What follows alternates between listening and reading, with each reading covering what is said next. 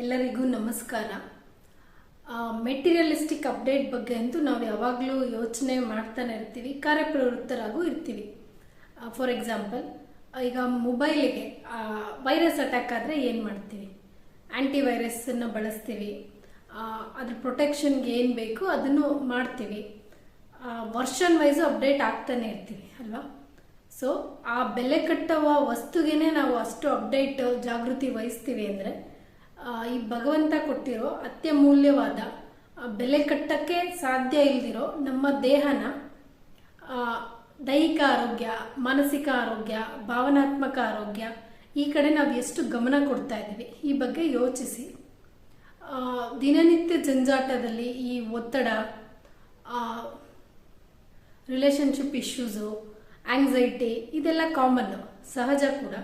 ಆದರೆ ಇದು ನಮ್ಮ ಅರಿವಿಗೆ ಬಂದಾಗ ಅದನ್ನು ಬ್ಯಾಲೆನ್ಸಾಗಿ ಇಟ್ಕೊಳ್ಳೋಕ್ಕೆ, ಸೆಲ್ಫ್ ಅವೇರ್ನೆಸ್ಗೆ, ಸ್ವಪ್ರೀತಿಗೆ ಏನು ಪ್ರಯತ್ನ ನಾವು ಮಾಡ್ತಾ ಇದ್ದೀವಿ.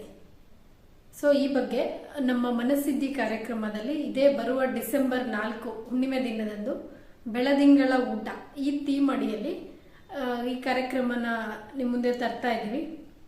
ಸೆಕೆಂಡ್ ಬ್ಯಾಚ್ ಇದು. ಯಾರಿಗೆಲ್ಲ ಇಂಟ್ರೆಸ್ಟ್ ಇದೆ, ರಿಲೇಶನ್ಶಿಪ್ಪನ್ನ ಸ್ಟ್ರಾಂಗ್ ಮಾಡ್ಕೋಬೇಕನ್ನೋರು, ನಿಮ್ಮ ಓವರ್ ಆಲ್ ವೆಲ್ ಬೀಯಿಂಗ್ ಬಗ್ಗೆ ಯೋಚನೆ ಮಾಡ್ತಾ ಇರೋರು, ಸೆಲ್ಫ್ ಇನ್ವೆಸ್ಟ್ಮೆಂಟ್, ಸೆಲ್ಫ್ ಅವೇರ್ನೆಸ್ಗೆ ರೆಡಿ ಇರೋರು ಎಲ್ಲರಿಗೂ ಈ ಕಾರ್ಯಕ್ರಮಕ್ಕೆ ಸ್ವಾಗತ, ಧನ್ಯವಾದಗಳು. ಈ ಕಾರ್ಯಕ್ರಮದಲ್ಲಿ ನೀವು ನಿಮ್ಮ ಸ್ಟ್ರೆಸ್ ರೆಸ್ಪಾನ್ಸ್ ಸೈಕಲ್ ಹೇಗೆ ಆಗ್ತಾ ಇದೆ, ನಿಮ್ಮ ಮನಸ್ಸಿನ ಚಿಂತನೆ, ಆಲೋಚನೆ, ವಿಶ್ಲೇಷಣೆ, ಈ ಪ್ರೋಸೆಸ್ ಹೇಗೆ ನಡೀತಾ ಇದೆ ಇದ್ರ ಬಗ್ಗೆ ಒಂದು ಅರಿವು ತಂದ್ಕೊಳ್ತೀರಾ. ಸೊ ನಿಮ್ಮ ಮನಸ್ಸನ್ನ ಕಾಮಾಗಿ ಇಟ್ಕೊಳ್ಳೋದು ಹೇಗೆ, ಎಂಥ ಸಿಚುವೇಶನಲ್ಲೂ ನಾವು ಹೇಗೆ ರೆಸ್ಪಾಂಡ್ ಮಾಡಬೇಕು ಅನ್ನೋದು ನಮ್ಮ ಕೈಯಲ್ಲೇ ಇರುತ್ತೆ. ಸೊ ಈ ಚಾಯ್ಸ್ನ ನಾವು ಹೇಗೆ ಸಿದ್ಧಿಸ್ಕೋಬೋದು, ಸ್ವ ಅರಿವಿಗೆ ತಂದ್ಕೊಂಡ್ರೆ ಏನೆಲ್ಲ ಬದಲಾವಣೆಗಳು ನಮ್ಮ ಜೀವನದಲ್ಲಿ ನಾವು ಮಾಡ್ಕೋಬೋದು, ನಮ್ಮ ಕೈಯಲ್ಲಿರೋ ಅಂಥದ್ರ ಕಡೆಗೆ ನಾವು ಹೇಗೆ ವರ್ಕ್ ಮಾಡ್ಕೋಬೋದು. ಈ ವೇದಿಕ್ ಸೈಕಾಲಜಿ ಬೇಸ್ಡ್ ಮೇಲೇ ಈ ಪ್ರೋಗ್ರಾಮ್ ರೂಪುಗೊಂಡಿರೋದ್ರಿಂದ ಕೆಲವು ಈ ಸ್ಟ್ರೆಸ್ ರಿಲೀಫ್ ಟೆಕ್ನಿಕ್ಸ್ ದಿನನಿತ್ಯ ನೀವು ಅನುಸರಿಸುವಂತೆ ಕೆಲವು ಟೆಕ್ನಿಕ್ನು ನೀವು ಇಲ್ಲಿಂದ ಕಲ್ತ್ಕೊಂಡು ಹೋಗ್ತೀರಾ.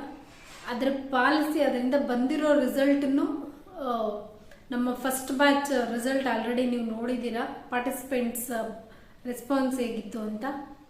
ಸೊ ಹೆಚ್ಚಿನ ಸಂಖ್ಯೆಯಲ್ಲಿ ಭಾಗವಹಿಸಿ ಇದರ ಪ್ರಯೋಜನ ಪಡೆದುಕೊಳ್ಳಿ. ಧನ್ಯವಾದಗಳು.